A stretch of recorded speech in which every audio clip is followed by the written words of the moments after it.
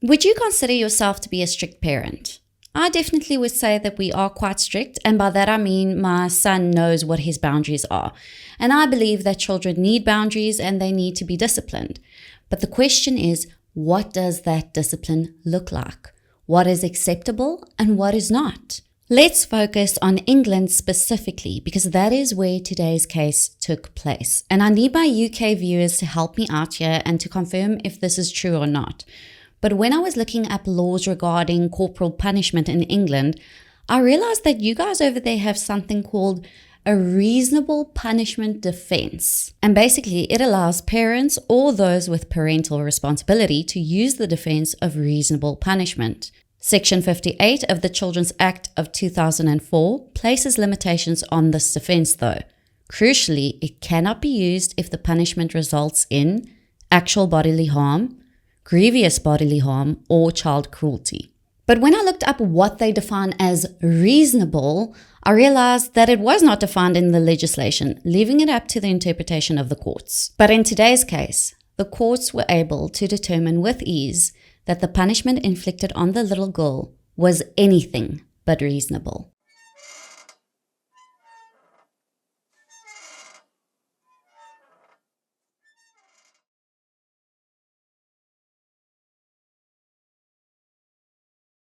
Hello everyone and welcome to my channel. Today I will be covering a case that was suggested by one of my subscribers, Alison.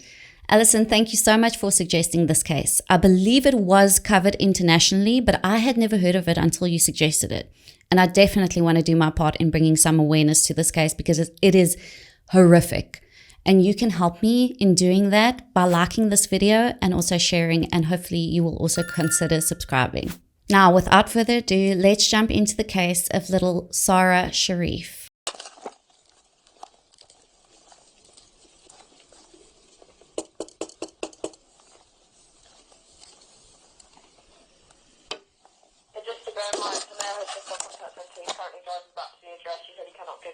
Police, hello, anyone in?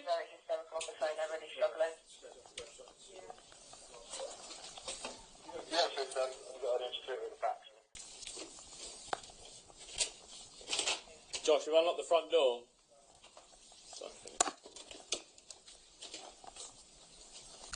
Police, hello?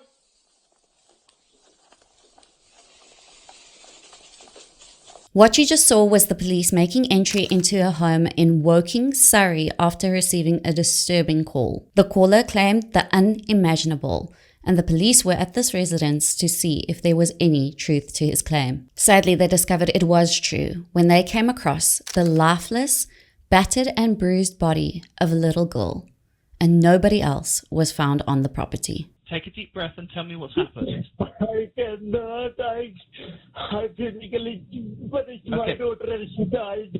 Your daughter has died? I killed my daughter. How have you killed your daughter? I beat her up. It wasn't my intention to kill her, but I beat her up too much. Notice in the call, he immediately starts with a justification by saying, I legally punished my daughter. And then he adds, and she died. I killed my daughter. The caller is a man named Urfan Sharif, and he was telling the operator how he murdered his daughter, 10-year-old Sara Sharif. He further told the operator that he was not at the property, but that he would return. Okay, where is your daughter now? She's number 6, Ahmed Road. Where are you? I've left the property. I'm going to come back. Okay. What's your name? What is your name? My name is Urfan Sharif. The way he said it, you almost expect him to return right away. But when police came across little Sara's body, they also found a note next to it. And when they read it, they realized that Urfan would not be returning anytime soon. Whoever see this note, it's me, Urfan Sharif, who killed my daughter by beating. I'm running away because I am scared, but I promise that I will hand over myself and take punishment. I swear to God that my intention was not to kill her, but I just lost it. My daughter is Muslim. Can you bury her like Muslim? Maybe I will be back before you finish the post-mortem. Love you, Sara. Urfan had already fled the country by the time he made the 999 call, and he just abandoned his daughter's lifeless body in their apartment. Police had to find him. During their search for Urfan Sharif, the police gathered as much information on him as they could while little Sara's body went in for autopsy.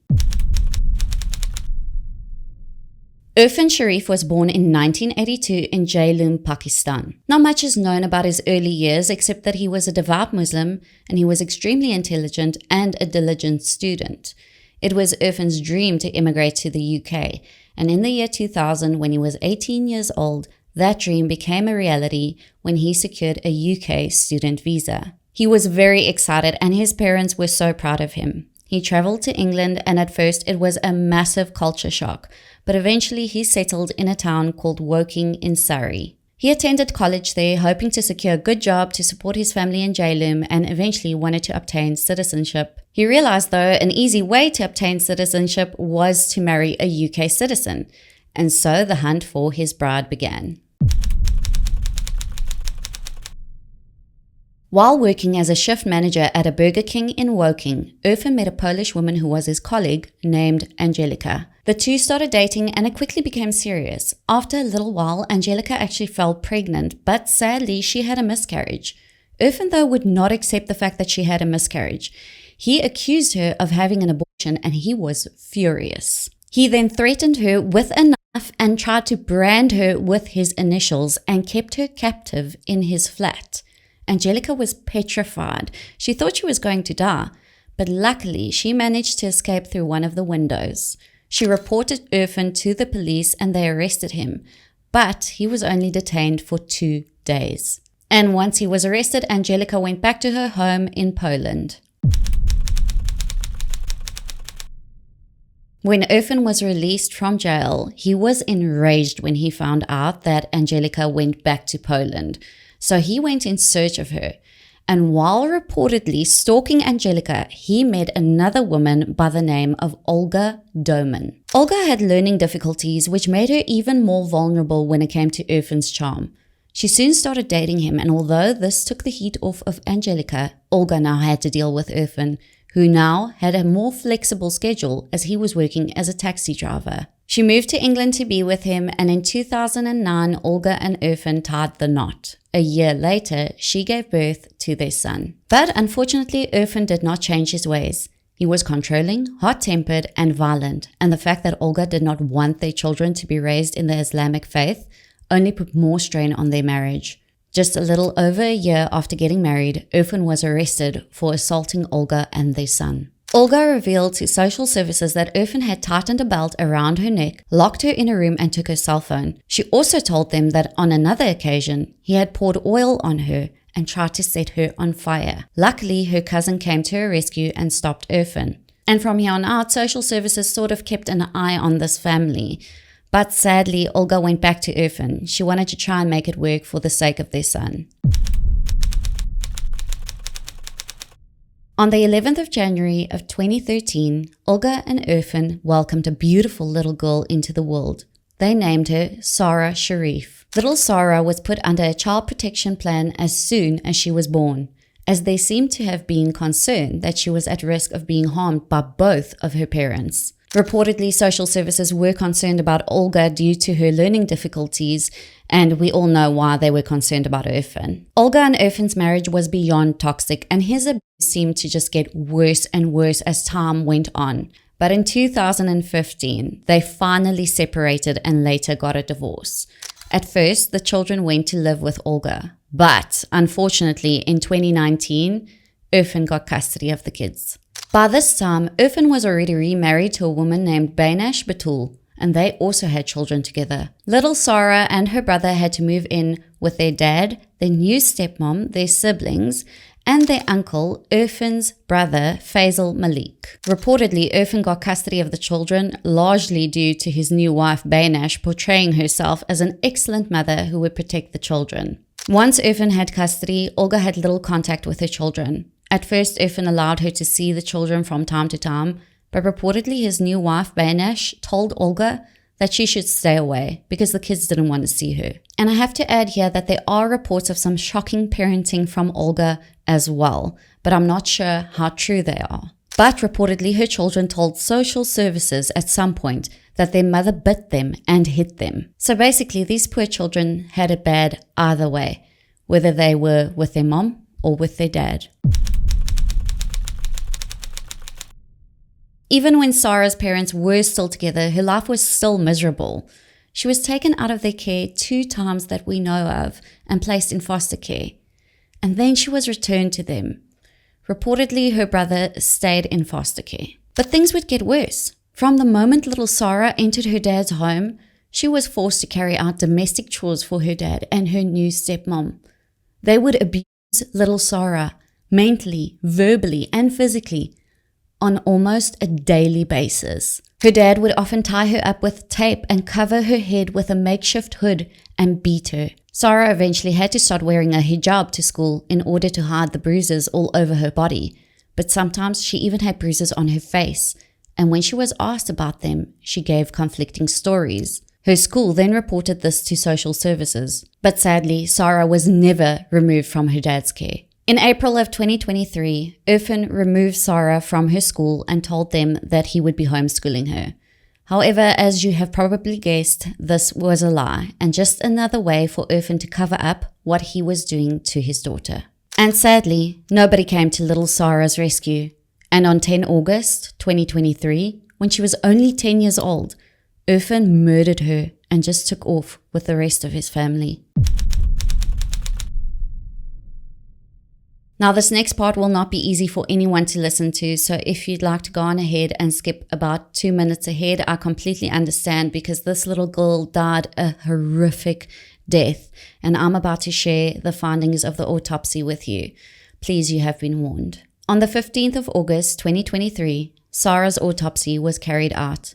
It was discovered that little Sara had suffered numerous and severe injuries over an extended period, meaning she didn't just have recent injuries, but it was clear to examiners that this little girl had endured horrific physical abuse over a long period of time. She had over 70 injuries to her body, which included injuries to her ribs, shoulder blades, and even her fingers. She had 11 fractures to her spine and a total of 25 fractures to bones in her body. She had a puncture wound on her head and a traumatic brain injury. They also found burn wounds all over her body caused from what they presume was an electric iron and boiling water. Little Sara also had restraint injuries from being tied up all the time. She had many bruises all over her body caused by blunt objects, and she also had human bite marks on her body. Just absolutely horrific. We now also know that Urfan has admitted to beating her with a cricket bat and a metal pole, and who knows what else. But I don't even know what to say about this because it just makes me want to scream. After Urfan realized that he had killed his daughter, fear set in for him. He realized he would not be able to hide this from the authorities, so he got his wife, Beinash Batool, to get them plane tickets. Welcome to South Old Travel. My name is Jatin. How may I help? Hi there. I'd like to know about ticket for trip to Pakistan. All right. Let's go. Where do you want to go, ma'am? Islamabad. Yeah. And from which airport? And whichever one it is. Okay. Your travel dates, please. I'll leave at possible tomorrow. Hotel. And return? Single. Okay. And how many passengers will be traveling? So, 4 adults and 4 kids. Yeah, so here, ma'am, you have an option with Oman Air tomorrow night from Heathrow via Muscat to Islamabad. What time? 8:50 at night, tomorrow night. Any plane available in the morning? Is there anything in the morning? Just a minute. There's a Gulf Airline flight tomorrow morning, ma'am, at 10 o'clock. 10 o'clock in the morning, landing at 6:15 in the evening. There's a 5 hours and 50 minutes waiting there, and then you reach the next day morning at 5:35. Oh, listen. How long does it say? 5 hours and 50 minutes. Yeah. Is there anything shorter? Yes, you heard that right. The entire family fled to Islamabad in Pakistan. Police launched an international manhunt for Urfan, Beinash, and Urfan's brother Faisal Malik. On the 6th of September 2023, Urfan and his wife Beinash recorded a video with a message for the public and the police. Listen to this. Batool, along with Urfan Sharif and Faisal Malik, are coming forward and presenting ourselves. There are a couple of things I would like to address. Firstly, I would like to talk about Sara. Sara's death was an incident. Our family in Pakistan are severely affected by all that is going on. They are harassing my extended family. They have also illegally raided many more of my family members' homes. We have already approached our lawyer, and our lawyer is representing us in Rawalpindi High Court. The next court hearing is on 19th September 2023. My main concern is that the Pakistani police will torture or kill us. That is why we have gone into hiding. So no mention of how distraught they are over little Sara's death. Just that her death was an incident. And I find it quite disgusting that she says they are scared. I mean, can you imagine how scared little Sara was when the person who was supposed to love her beat her to death? Finally, on the 13th of September, the 3 fugitives were arrested at London Gatwick Airport.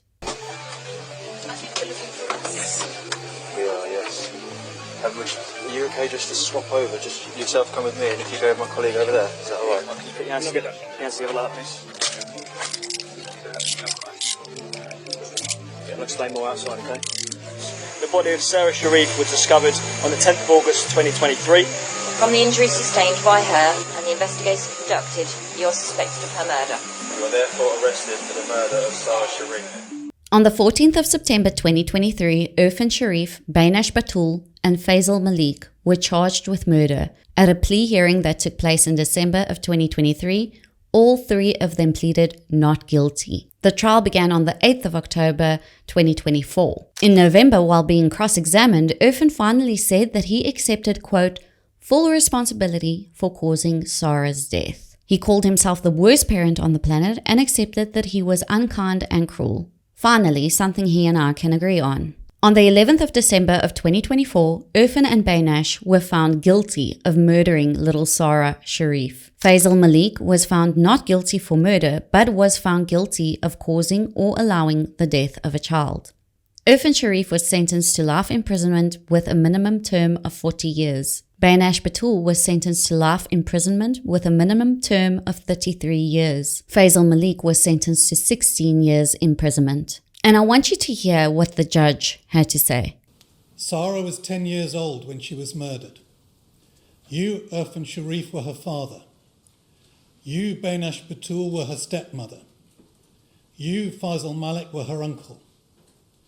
Sara's death was the culmination of years of neglect, frequent assaults, and what can only be described as the torture of this small child, mainly, but not entirely, at the hands of you, her father, Urfan Sharif.